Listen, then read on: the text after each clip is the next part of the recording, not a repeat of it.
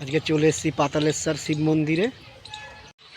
পাতালেশ্বরের এই যে এখানে একটা ফুলের বাগান করা আছে, তবে এখন সেরকম ফুল গাছ নেই, কিন্তু শীতকালে এখানে নানা রকমের ফুল লাগানো থাকে, খুব সুন্দর লাগে। এই পাশে একটা বাগান আছে, দেখো কত সুন্দর, এই যে খুব সুন্দর গাছে ভরা।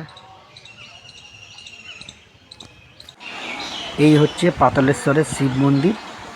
এটি মুর্শিদাবাদ জেলার কাশিমবাজারে অবস্থিত।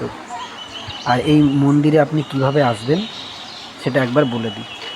যে কোনো লোকাল ট্রেন ধরে আপনি কাশিমবাজার স্টেশনে নামবেন, সেখান থেকে টোটোতে করে মাত্র 10 মিনিটের মধ্যে আপনি পৌঁছে যাবেন কাশিমবাজার পাতালেশ্বরে শিব মন্দিরে।